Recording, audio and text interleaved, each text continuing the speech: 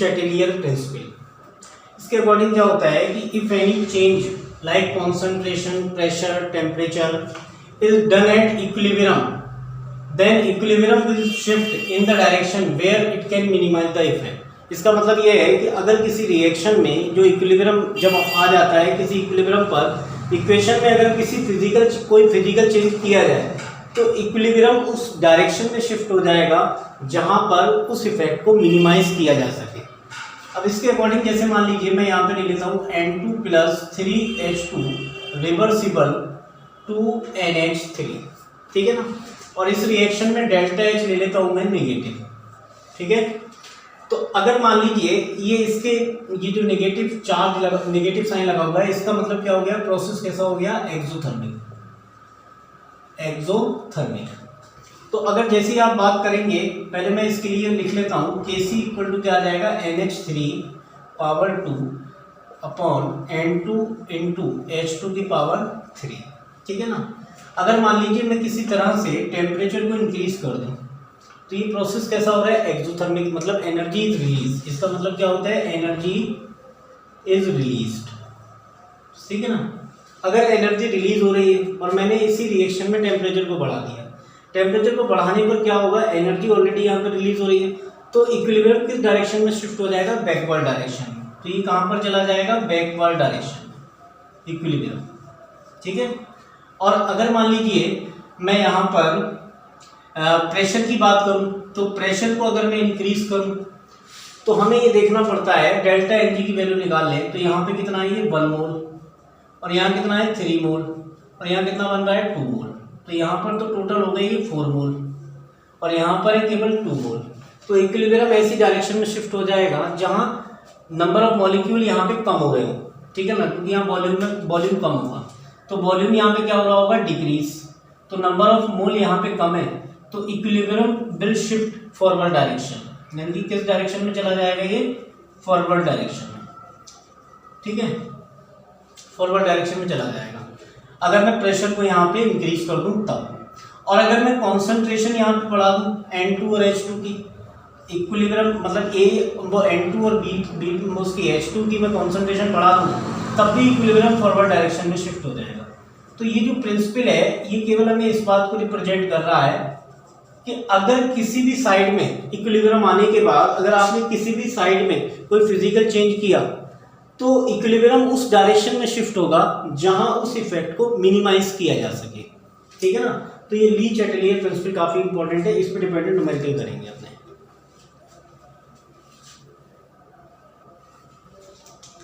अब हम बात कर रहे हैं सब्सटेंस जो होते हैं, आयनिक इक्विलिब्रियम की बात करेंगे। ये 2 तरह के होते हैं, ठीक है ना। एक तो होते हैं इलेक्ट्रोलाइट और दूसरे होते हैं नॉन इलेक्ट्रोलाइट, ठीक है ना। नॉन इलेक्ट्रोलाइट का मतलब ये होता है कि which can ionise in solution. जब इसको मैं सॉल्यूशन स्टेट में लाऊंगा, वाटर के साथ मिक्स करूंगा तो ये आयोनाइज हो जाएंगे। जैसे मान लीजिए मैं यहाँ पे बात करूं NaCl, HCl, ये सभी अगर वाटर में डाल दिए जाएं, मतलब NaCl को या फिर HCl को वाटर में डाला जाए तो वहां जाकर ये आयोनाइज हो जाएगा, ठीक है ना। और नॉन इलेक्ट्रोलाइट का मतलब ये होता है कि which can not ionise in aqueous state, जो वाटर में जाकर आयोनाइज नहीं होगा। जैसे मान लीजिए मैं यहाँ पे एग्जांपल ले लूँ शुगर का, मैं यहाँ पर ले लेता हूँ ग्लूकोज का। ये सभी ऑर्गेनिक कंपाउंड जो हैं वो नॉन इलेक्ट्रोलाइट होते हैं, मतलब ये वाटर में जाकर आयंस नहीं देते हैं। अगर ये वाटर में जाकर आयन नहीं देंगे तो इलेक्ट्रिसिटी पास नहीं हो पाएगी, तो ये कैसे हो जाएंगे, नॉन इलेक्ट्रोलाइट। इलेक्ट्रिसिटी किसकी वजह से पास होती है, due to movement of ions की वजह से, जबकि ये वाटर में जाकर आयंस देंगे। अब इलेक्ट्रोलाइट भी 2 तरह के होते हैं, एक होते हैं स्ट्रॉन्ग इलेक्ट्रोलाइट और दूसरे होते हैं वीक। स्ट्रॉन्ग इलेक्ट्रोलाइट में भी कैटेगरीज हैं। सबसे पहली बात तो स्ट्रॉन्ग इलेक्ट्रोलाइट में कैटेगरी मैं यहाँ पे बना रहा हूँ, स्ट्रॉन्ग एसिड, स्ट्रॉन्ग बेस और सॉल्ट, ये आ जाएंगे। अब देखिए स्ट्रॉन्ग का मतलब क्या होता है, जिनका डिग्री ऑफ डिसोसिएशन, मैं यहाँ पे लिख रहा हूँ अल्फा जो होता है वो 100% होता है, कहने का मतलब जो वाटर में जाने के बाद 100% आयंस देते हैं, 100% डिसोसिएट होते हैं या 100% आयोनाइज्ड होते हैं, उनको हम कहते हैं स्ट्रॉन्ग इलेक्ट्रोलाइट। और जो मुश्किल से 5 to 7% आयोनाइज होंगे या 10% आयोनाइज होते हैं, उनको हम कहते हैं वीक इलेक्ट्रोलाइट। तो स्ट्रॉन्ग और वीक में यही फर्क होता है कि इसमें अल्फा जो होगा वो कभी भी इक्वल टू 100% नहीं होगा, हमेशा ये बहुत कम रहेगा वीक इलेक्ट्रोलाइट में। और इसमें भी दो कैटेगरी बना लेंगे, एसिड और बेस, ठीक है ना। अब अगर मैं स्ट्रॉन्ग एसिड की बात करूं तो ये आपको प्योरली याद रखने पड़ेंगे, क्योंकि स्ट्रॉन्ग वर्ड का मतलब ये हो गया कि 100% आयंस में टूटेगा, 100%। और वीक का मतलब ये हो गया कि 100% नहीं टूटेगा। तो एसिड के केस में HCl होता है स्ट्रॉन्ग एसिड, H2SO4 होता है, HNO3 होता है, HClO4 होता है, ये सभी स्ट्रॉन्ग एसिड हैं क्योंकि ये वाटर में जाकर 100% आयोनाइज्ड होते हैं। अगर मैं बेस की बात करूं तो NaOH भी आ जाता है इस कैटेगरी में, इस कैटेगरी में KOH भी आ जाता है, बेरियम हाइड्रोक्साइड भी आ जाता है। ये सभी क्या हैं, स्ट्रॉन्ग बेस जो वाटर में जाकर 100% आयोनाइज होते हैं। और जितने भी सॉल्ट हैं जैसे NaCl है, KCl है और BaCl2 है, CaCl2 है, K4FeCl6 है, ये सभी आपके क्या होते हैं 100% आयंस में टूट जाते हैं। इनको आपको ओरली याद रखना। अगर मैं एसिड की बात करूं वीक एसिड की, तो वीक एसिड में हमारे पास है जैसे एसिटिक एसिड है, जैसे टार्टरिक एसिड है, ऑर्गेनिक एसिड, टार्टरिक एसिड, सही है, और भी बहुत सारे होते हैं, मैलिक एसिड, लैक्टिक एसिड, सब आ जाएंगे। बेस की अगर मैं बात करूं तो यहाँ अमोनियम हाइड्रोक्साइड का बहुत अच्छा एग्जाम्पल होता है। ये हमारा वीक बेस होता है, वाटर में जाकर बहुत कम आयोनाइज होता है। तो कहने का मतलब हमने अभी सब्सटेंस पढ़ लिए, इलेक्ट्रोलाइट और नॉन इलेक्ट्रोलाइट। इलेक्ट्रोलाइट 100% आयोनाइज होंगे, नॉन इलेक्ट्रोलाइट बहुत बिल्कुल नहीं होंगे, मतलब बिल्कुल 0% आयोनाइज होंगे, मतलब अल्फा जो होगा वो कितना होगा 0%, पानी में जाकर बिल्कुल आयोनाइज नहीं होंगे। जैसे शुगर है, ग्लूकोज है, इनके एग्जाम्पल है ऑर्गेनिक कंपाउंड। और अगर मैं बात करूँ इलेक्ट्रोलाइट में तो दो केस बन गए, एक तो हो गया स्ट्रॉन्ग, एक हो गया वीक। स्ट्रॉन्ग में हमारे पास स्ट्रॉन्ग एसिड, बेस और सॉल्ट आ गया। स्ट्रॉन्ग एसिड में ये एग्जाम्पल, बेस में ये एग्जाम्पल, और जितने भी सॉल्ट होते हैं वो सभी 100% आयोनाइज होते हैं। वीक में एसिड और बेस में ये एग्जाम्पल पड़े हुए हैं, इनको याद कर लें, ठीक है।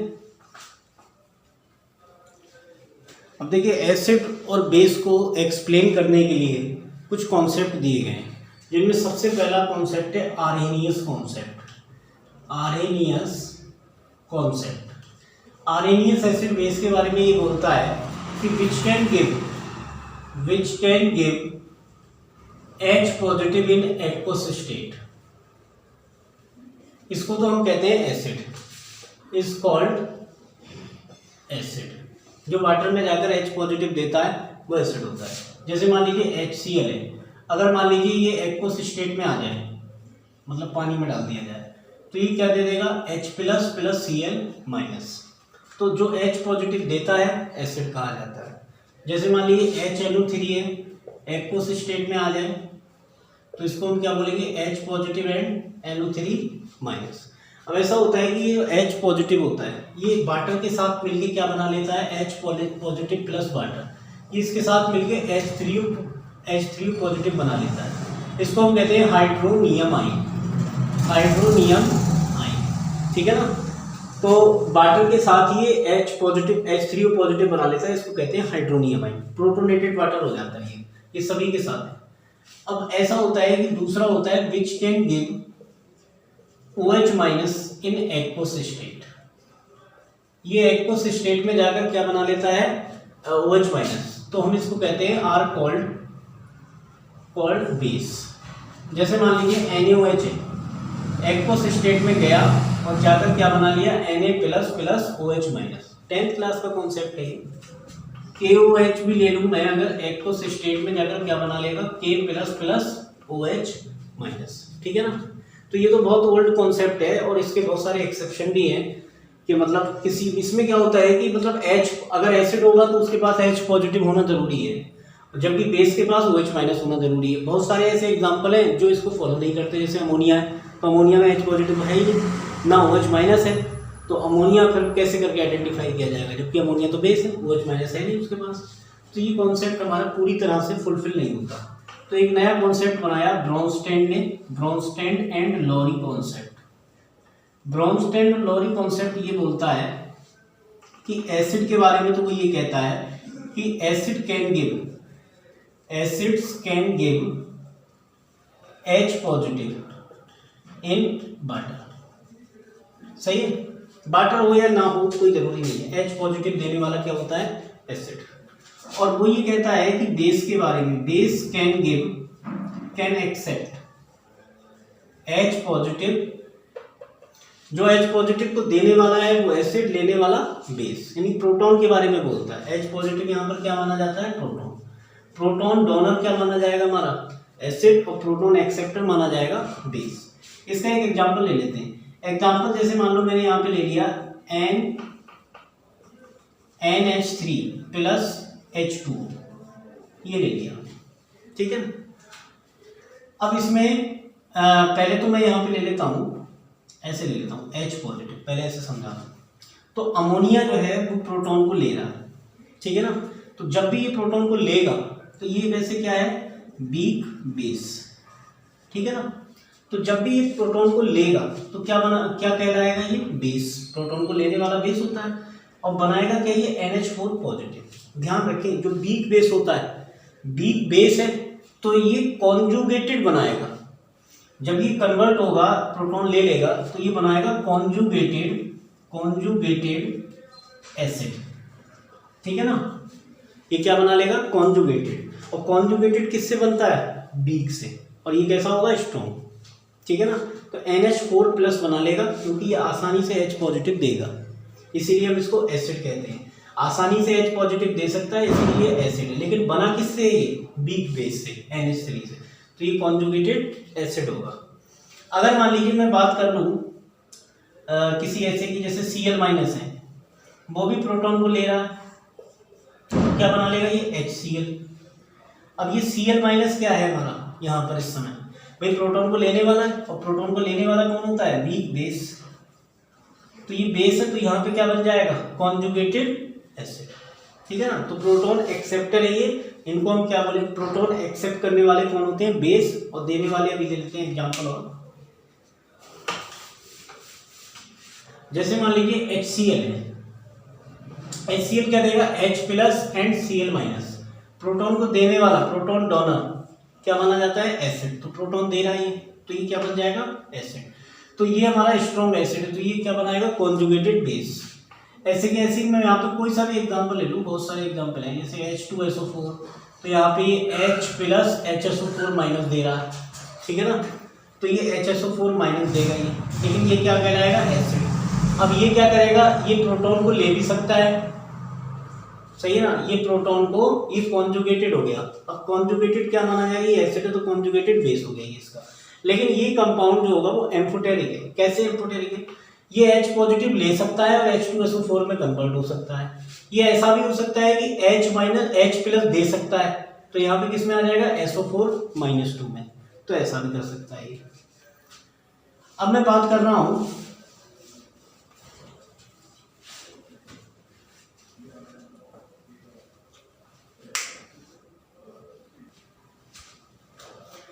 देखिए, जैसे एम्फोटेरिक स्पीसीज, अभी अपने ब्रोंस्टेन लॉरी कॉन्सेप्ट के हिसाब से पढ़ा था कि H पॉजिटिव देने वाला मतलब देने वाला H पॉजिटिव डोनर, यानी प्रोटॉन का डोनर, प्रोटॉन डोनर जो होता है वो हमारा होता है एसिड, और प्रोटॉन एक्सेप्टर होता है बेस। तो एम्फोटेरिक उसी से बनता है। एम्फोटेरिक में क्या होता है कि जैसे जो which can accept as well as donate H positive, जो आसानी से H पॉजिटिव ले ले या फिर H पॉजिटिव दे दे। जैसे मान लीजिए HS- है, ये एम्फोटेरिक स्पीसीज है। कैसी है ये?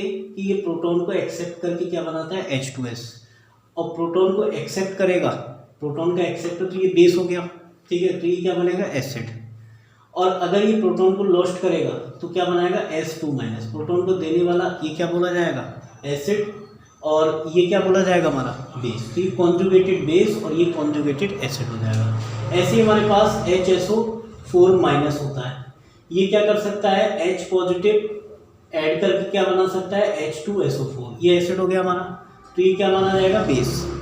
और यहाँ पर ये H पॉजिटिव किसी को दे भी सकता है, और किस में कन्वर्ट हो जाएगा? SO4-2 में। तो ये दोनों ही हमारे क्या हैं? एम्फोटेरिक स्पीसीज होती हैं, जो प्रोटॉन को दे भी सकती हैं या फिर प्रोटॉन को ले भी सकती हैं। इसके बाद नया कॉन्सेप्ट आया लुईस कॉन्सेप्ट। लुईस ने बोला कि विच कैन एक्सेप्ट इलेक्ट्रॉन, जो इलेक्ट्रॉन को एक्सेप्ट करता है उसको एसिड कहेंगे हम। तो इलेक्ट्रॉन को एक्सेप्ट केवल वही कर सकते हैं जिनके पास इलेक्ट्रॉन की कमी होती है। इलेक्ट्रॉन की कमी किसके पास है? H positive. H पॉजिटिव के पास इलेक्ट्रॉन की कमी है क्योंकि एक भी इलेक्ट्रॉन नहीं है इसके पास। NH4 पॉजिटिव, जिनके ऊपर पॉजिटिव चार्ज लगा हुआ है वो सभी इलेक्ट्रॉन एक्सेप्टर के केस माने जाएंगे, ये इलेक्ट्रॉन को आसानी से एक्सेप्ट कर सकते हैं। सोडियम प्लस भी कर सकता है। अच्छा, इन पर कोई चार्ज नहीं है, लेकिन ये कंपाउंड जो होते हैं इलेक्ट्रॉन डेफिशिएंट कंपाउंड कहे जाते हैं।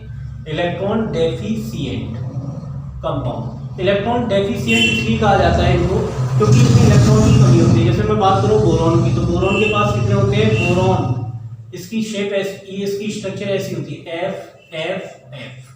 अब वो 1 2 3 और 3 पहले से है इसके पास, 2,3, तो ये कितने हो गए? 6 इलेक्ट्रॉन स्पीसीज है ये, जबकि इसके लिए 2 इलेक्ट्रॉन की रिक्वायरमेंट है। ऐसे कैसी BeCl2 की बात करूँ, BeCl2 की, तो इसके पास 2 होते हैं, 2 ही है, तो इसके पास ओवरऑल 4 इलेक्ट्रॉन हो गए। ऑक्टेट कंप्लीट नहीं है, तो जिनका ऑक्टेट यानी कि 8 जो होते हैं इलेक्ट्रॉन वो ऑक्टेट होता है। ऑक्टेट से कम है जिनके, यानी कि इलेक्ट्रॉन डेफिशिएंट कंपाउंड, वो भी हमारे क्या माने जाते हैं? एसिड, ठीक है ना।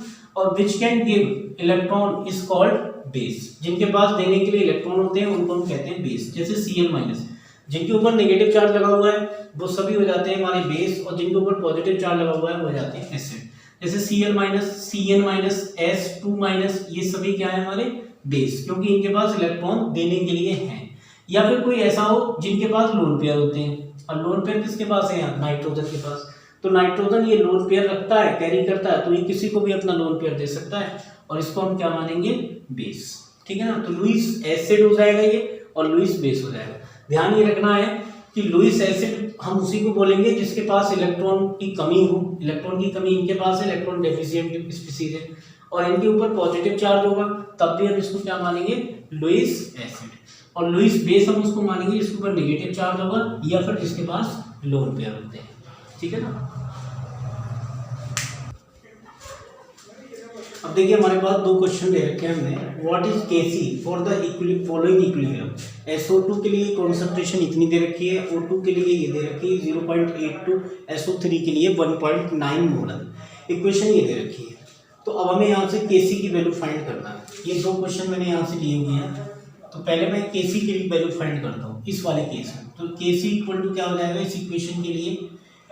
कॉन्सेंट्रेशन ऑफ प्रोडक्ट ये आ जाएगा, और ये 2 लगा हुआ है स्टोइकोमेट्रिक कोफिशिएंट, ये पावर में जाएगा, divide by concentration of each reactant, इसकी पावर 2 एंड O2। डायरेक्टली हम यहाँ पे रख देंगे क्योंकि ऑलरेडी कॉन्सेंट्रेशन में दे रखी है। अगर ये मास में होता तो फिर हमें बनाना पड़ता मोटर मास से।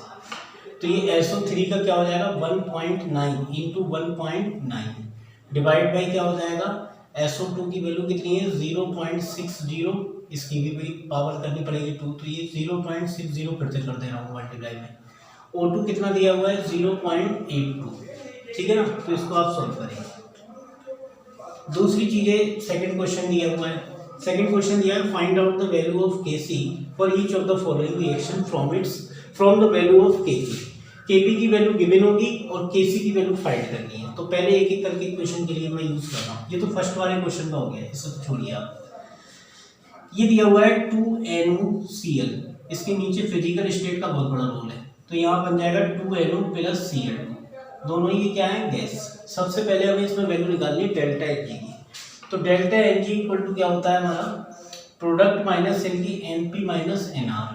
तो Np कितना है? गैस ये भी है, गैस ये भी है, लेकिन गैस को ही शामिल करना है और किसी को नहीं। 2 + 1 प्रोडक्ट साइड के, और माइनस क्या करना है? ये 2, मतलब कितना आ गया ओवरऑल? 1। तो डेल्टा Hg की वैल्यू आ गई 1। अब आपको पता है Kp इक्वल टू क्या होता है? Kc इंटू RT की पावर डेल्टा Ng, या फिर मैं लिख दूँ हाँ डेल्टा Ng। अब यहाँ पे Kp हमारे पास गिवन है, ठीक है। Kp इसका कितना गिवन है? 1.8। तो डेल्टा Ng तो 1 हो गया, ये वैल्यू तो 1 हो गई। तो जब 1 हो जाएगी ये वाली वैल्यू, तो ये आ जाएगा Kc equal to Kp divide by RT।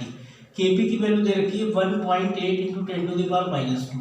R की वैल्यू कांस्टेंट है 0.083। टेम्परेचर केल्विन में होना चाहिए 500 केल्विन। तो यहाँ से किसकी वैल्यू आ जाएगी? Kc की। ठीक है ना। इस तरह से इस क्वेश्चन को सॉल्व करेंगे।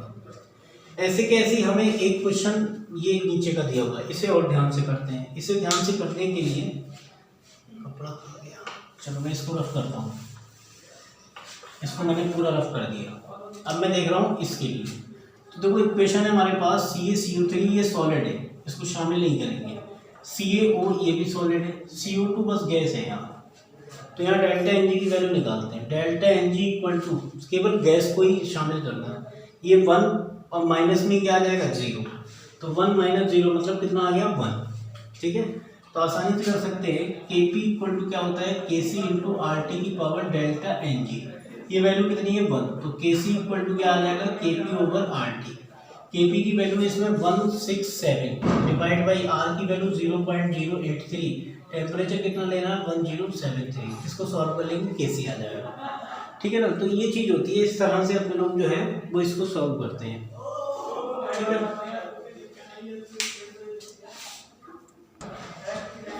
अब देखिए क्वेश्चन ये दिया है, third question. At 450 kelvin Kp की वैल्यू दे रखी है 2 × 10⁻10 पर bar for the given reaction.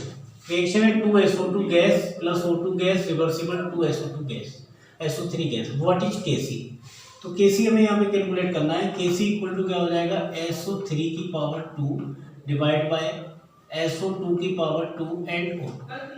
ठीक है, वैल्यू हम यहाँ पर कैसे करके पुट करेंगे, यहाँ पर हमें Kp दिया हुआ है, ठीक है ना। तो यहाँ पर इक्वेशन हमें यूज करनी है Kp equal to Kc into RT की पावर डेल्टा Ng। ये तो हम Kc ऐसे करके पुट कर लेते हैं, लेकिन हमें ये वाला फॉर्मूला यूज करना है। तो पहले यहाँ पर डेल्टा Ng निकालना पड़ेगा। तो डेल्टा Ng इक्वल टू क्या हो जाएगा Np माइनस Nr। तो Np कितना हो जाएगा हमारे पास में 2, ये सभी गैसेस हैं, तो 2 माइनस ये कितना हो गया 2 + 1 मतलब 3, कितना आ गया -1। तो यहाँ पे हम यूज कर ले Kp इक्वल टू क्या आ जाएगा Kc। हमें यहाँ पे Kc फाइंड करना है, तो Kp तो दिया हुआ है ना 2 × 10⁻10। Kc फाइंड करना है, R की वैल्यू 0.083 और इंटू T की वैल्यू कितनी है हमारे पास में T है 450। ठीक है, और डेल्टा Ng कितना होगा इसमें -1। ठीक है ना, तो Kc हम यहाँ पे निकालें तो Kc इक्वल टू क्या आ जाएगा 2 × 10⁻10 डिवाइड बाई 0.083 इंटू 450 की पावर -1। तो जब पावर -1 है तो Kc इक्वल टू क्या आ जाएगा 2 × 10⁻10 इंटू 0.083 इंटू 450। सॉल्व करके आंसर आ जाएगा। इस तरह से करते हैं। ये तो मैंने खाली ये बता दिया कि इसका एक्सप्रेशन कैसे करके लिखेंगे, इससे मतलब नहीं है, मतलब इस फॉर्मूले से है, क्योंकि यहाँ पर Kp गिवन है।